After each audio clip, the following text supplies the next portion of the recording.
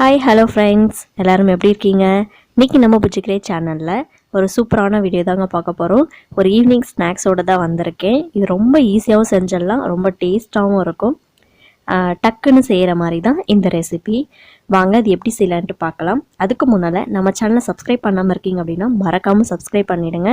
அப்படியே பக்கத்தில் இருக்க பெல் ஐக்கானையும் ப்ரெஸ் பண்ணி ஆல் அண்ட் ஆப்ஷனை கொடுத்து ஆக்டிவேட் பண்ணி வச்சுக்கோங்க. இப்போ வாங்க வீடியோக்குள்ளே போகலாம்.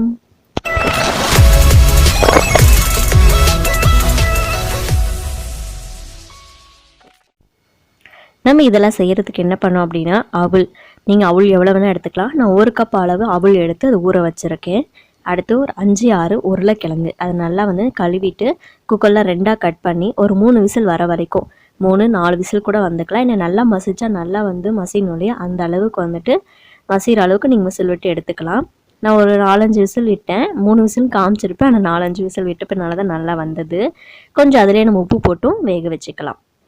அப்போ தான் டேஸ்ட் நல்லாயிருக்கும் இல்லையா. அப்புறம் அதுக்கு தேவையானதெல்லாம் கட் பண்ணி வச்சுக்கலாம். இப்போ நான் கட் பண்ணதெல்லாம் காமிக்கிறேன் பாருங்கள். நான் ஒரே ஒரு பெரிய வெங்காயம், ஒரு 6-7 பச்சை மிளகாய், கொஞ்சம் கருவேப்பிலை, கொஞ்சம் கொத்தமல்லி. கொத்தமல்லி உங்கள் அளவு உங்களோட இஷ்டத்துக்கு ஏற்ற மாதிரி நீங்கள் சேர்த்துக்கலாம். நம்ம எல்லாம் சின்ன சின்னதாக கட் பண்ணி அதோட சேர்த்துக்க போகிறோம். இப்போ எல்லாமே சேர்த்திட்டேன். இந்த அளவு இஞ்சி பூண்டு பேஸ்ட்டு சேர்த்துக்கோங்க. உங்களுக்கு வேணும்னா சேர்த்துக்கோங்க. சேர்த்தோம் அப்படின்னா டேஸ்ட்டு சூப்பராக இருக்கும். அப்போ இதுக்கு தேவையான அளவு சால்ட்டு சேர்த்துக்கலாம். நான் 1/4 மணி நேரம் ஊற வச்சுருந்த அவல் நல்லா ஊறிடுச்சு. தண்ணி கொஞ்சம் கூட இருக்கக்கூடாதுங்க, அந்த அளவு நல்லா வடித்து எடுத்துக்கோங்க. நம்ம இதில் இன்னொன்று என்ன சேர்த்துருக்கேன் அப்படின்னா, கொஞ்சமாக கரம் மசாலாவும் ஒரு 2 ஸ்பூன் அளவு கடலமா சேர்த்துக்கோங்க. கடலமா சேர்த்திங்கன்னா தான் நீங்கள் எண்ணெயில் போடும் போது பிரியாமல் வரும். நான் அதை போடும் போது காமிக்கிறதுக்கு மறந்துட்டேன், அதனால் நான் அதையும் சொல்லிடுறேன் இப்போவே உங்கள்கிட்ட. நீங்கள் இப்பயும் சேர்த்துக்கலாம், இல்லை உருளைக்கிழங்கு பிசைஞ்சதுக்கு அப்புறம் கூட நீங்கள் சேர்த்துக்கலாம். இப்போ இந்த அளவு நல்லா தண்ணி வடிச்சிட்டு இதையும் நம்ம கையால் நல்லா மசிய போகிறோங்க. மிக்சியில் அடித்தோம் அப்படின்னா ரொம்ப நைஸாக ஆகிடும். அப்புறம் எண்ணெயில் போடும்போது எல்லாம் பிரிஞ்சு வந்துடும். அதனால் கையிலே உங்களால் எவ்வளோ பிசைய முடியுமோ அந்த அளவு பிசைஞ்சு வச்சுக்கோங்க. இந்த அளவு நான் பிசைஞ்சு எடுத்துட்டேன். இப்போ இதையும் அந்த மிக்ஸை கலக்கி வச்சுருக்கோம் இல்லையா, அதோட நம்ம மிக்ஸ் பண்ண போகிறோம்.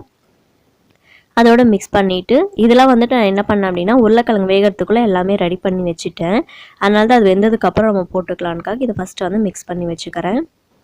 நம்ம உருளைக்கிழங்கு வேகிறதுக்குள்ளே எல்லாமே கட் பண்ணி மிக்ஸ் பண்ணி வச்சிட்டோன்னா அது கொஞ்சம் நல்லா ஊறினா நல்லாயிருக்கும் பாருங்கள்.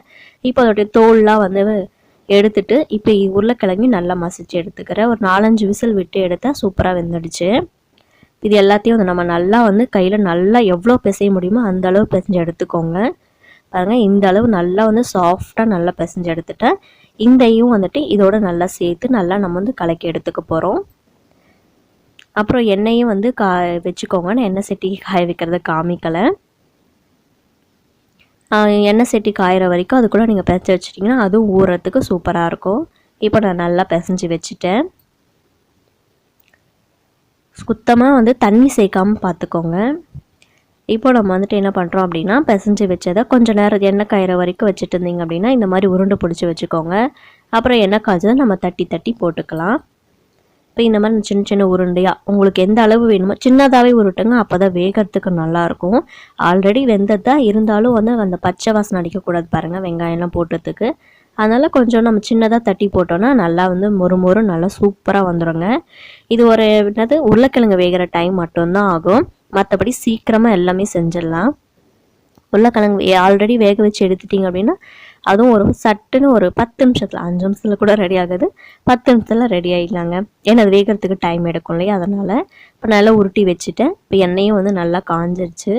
இப்போ நீங்கள் இந்த தப்பம் அந்த ரொம்ப மெலிசாக தட்டாதீங்க, கொஞ்சம் தப்பமாக இருந்தால் போதும். அந்த அளவுக்கு நல்லா தட்டிட்டு நம்ம எண்ணெயில் விட்டு ரொம்ப மெதுவாக விட்டு எடுத்துக்கோங்க. ஒன்று விட்டு கொஞ்சம் நேரம் கழித்து அப்புறம் இன்னொன்று போடுங்க, அப்போ தான் அது ஒட்டாமல் வரும். அப்புறம் பிரிஞ்சு வந்துடும். அதனால் ஒன்றா போட்டு எடுங்க. ஒன்றா போட்டு அது வேகிற வரைக்கும் வெயிட் பண்ணாதீங்க. கொஞ்சம் ஒன்று போட்டிங்கன்னா ஒரு நிமிஷம் வெயிட் பண்ணுங்கள், அப்புறம் அடுத்து போட்டு எடுங்க. இப்போ பாருங்கள், சூப்பராக வந்துருச்சு. நல்லா மொறுன்னு சூப்பராக இருக்குங்க. அப்புறம் 2 பக்கமும் திருப்பி போட்டுக்கோங்க. ப்ரௌன் கலர் ஆகும் இல்லையா, நீங்கள் ஃபஸ்ட்டு போட்டதுமே திருப்பி போட்டுறாதீங்க, பிரிஞ்சு வந்துடும். அந்த மிஸ்டேக் மட்டும் பண்ணிடாதீங்க. கொஞ்சமாக ஒரு கடலமாவும் சேர்த்துக்கோங்க. கடலமாவு சேர்க்கறதுக்கு நான் காமிக்கலை, ஆனால் நான் சேர்த்து தான் பண்ணியிருக்கேன்.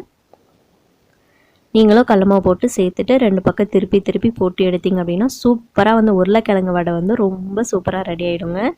இப்போ தான் ரெசிபி நேமே சொல்கிறேன்னா, இப்போ பாருங்கள் சூப்பராக ரொம்ப வந்து தீயும் விட்டுறாதீங்க. உள்ளே வந்து நல்லா சாஃப்டாக வேகணும். அதனால சிம்லையும் வச்சிடாதீங்க. சிம்மில் வச்சிட்டிங்கன்னா ஆயில் வந்து ரொம்பவே இழுத்துடும்.